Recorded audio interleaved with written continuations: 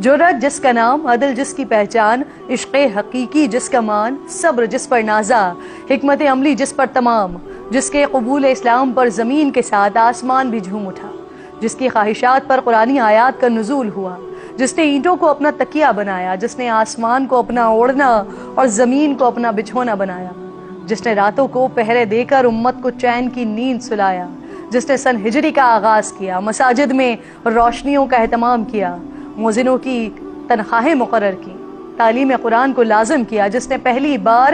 دودھ پیتے بچوں، بیواؤں اور معذوروں کے لیے وظائف مقرر کیے، جسے امت کا محدث خود رسول خدا نے فرمایا، جسے دیکھ کر یہود نے چھوڑ دیا بیت المقدس، جس نے کی حکمرانی مصر، شام، ایران اور روم پر،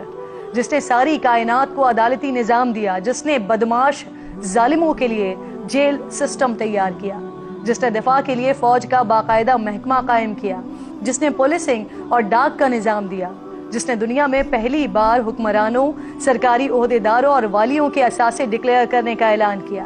جس نے حکمرانوں کا احتساب کیا، جس نے حاکموں سے حلف لیا کہ وہ اعلیٰ گھوڑوں پر سوار نہیں ہوں گے، باریک کپڑے نہیں پہنیں گے، چھنا ہوا آٹا نہیں کھائیں گے، ذاتی خدمت کے لیے نوکر چاکر نہیں رکھیں گے، ضرورت مندوں کے لیے کبھی اپنا در بند نہیں کریں گے، جس نے انصاف کے لیے شہروں میں ججز کو تعینات کیا، جس کا دیا گیا نظام آج بھی امریکہ سے لے کر یورپ تک کسی نہ کسی صورت میں قائم ہے۔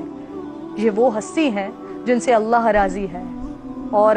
یہ اللہ سے راضی ہیں۔ یہ ہے مراد نبی، داماد علی، انتخاب رب العالمین، جو دنیا میں سب کا محبوب ہو، وہ اس رسول خدا کے محبوب ترین، دربار رسالت کے بزم نشین، خلیفۃ المسلمین، امیر المومنین، وکیل ام المومنین، فاتح قیصر و کسرا، شامل اشرا و مبشرہ، فاتح قبلہ اول، جرأت و شجاعت کا پیکر،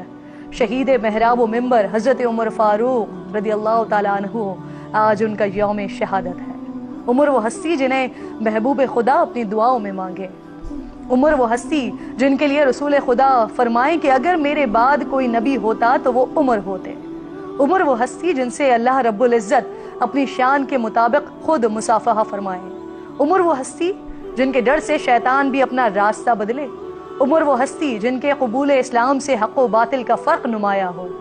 عمر وہ ہستی جن کے قبول اسلام کے بعد کعبۃ اللہ میں علی الاعلان نماز ادا ہو، عمر وہ ہستی جو اعلانیہ ہجرت فرمائے، عمر وہ ہستی جن کی زبان سے فرشتے گفتگو کریں، عمر وہ ہستی جن کے خلافت میں مسلمان ریاست کو 22 لاکھ مربع میل وسعت ملی۔ ایک وہ پاک ہستی ہیں اور ایک ہم جو ان کے نام لیوا ہیں۔ انہوں نے اسلام کے لیے ریاست قائم کی اور ہمیں بنی بنائی ریاست ملی، لیکن ہم اس کو بھی پوری طرح قائم نہیں کر سکے۔ آج ہر آنے والا حاکم پچھلے کو تباہی کا ذمہ دار ٹھہراتا ہے، بجٹ میں غریب پر ٹیکس لگا کر اچھے دنوں کی امید دلاتا ہے، لیکن اپنی عیاشیاں ختم نہیں کرتا۔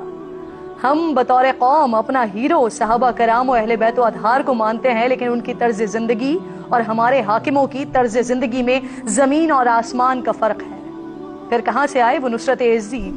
حضرت عمر جو سب کچھ ہونے کے باوجود پیبند لگا کر کرتا پہنتے تھے، ٹاٹ کے بستر پر سوتے تھے۔ ہمارے حکمرانوں کو مخملی بستروں کے علاوہ نیند نہیں آتی۔ ہمارے وزیر اعظم کہتے ہیں کہ وہ کپڑے بیچ کر آٹا سستا کریں گے، لیکن بجلی اتنی مہنگی کر دیتے ہیں کہ غریب کپڑے بیچ کر بل بھرنے پر مجبور ہو جائے۔ قوم پر مشکل وقت آیا، قحط کی صورتحال ہوئی تو حضرت عمر نے دسترخوان سے گوشت، گھی اور دیگر مرغوب غذائیں ترک کر دی۔ ہمارے حکمران روز ہمیں ملک کے حالات خراب ہونے، دیوالیہ تک پہنچ جانے کا سبق پڑھاتے ہیں، لیکن اپنے دسترخوان سمیٹنے کے بجائے بجٹ میں اپنے لیے مراعات میں اضافہ منظور کروا لیتے ہیں۔ کروڑوں کی گاڑیوں سے بات نیچے نہیں آتی، سینکڑوں اہلکار پروٹوکول پر نافذ رہتے ہیں، لیکن سارا بوجھ غریب اور مڈل کلاس پر ڈالتے ہیں۔ 60,000 ماہانہ کمانے والا بھی ٹیکس سے محفوظ نہیں ہے۔ حضرت عمر فاروق رضی اللہ تعالیٰ عنہ نے دودھ پیتے بچوں، بیواؤں اور معذوروں کے لیے وظائف مقرر کیے، نہ خود ذاتی خدمت کے لیے کسی کو مامور کیا اور نہ اپنے گورنرز کو اس کی اجازت دی، لیکن ہمارے حاکموں اور قاضیوں کے لیے کرسی لگانے اور ہٹانے کے لیے بھی ایک ملازم مامور ہے۔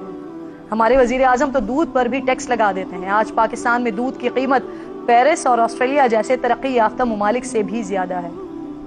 اگر پاکستانی حکمرانوں میں 1% بھی ملک کے لیے محبت ہے تو انہیں سادگی عمر فاروق اپنانا ہوگی، عدل عمر فاروق کا نفاذ کرنا ہوگا، شجاعت عمر فاروق کو اختیار کرنا ہوگا۔ اللہ ہمیں توفیق دے عمر بھر پیروی کریں حضرت عمر فاروق رضی اللہ تعالیٰ عنہ کی۔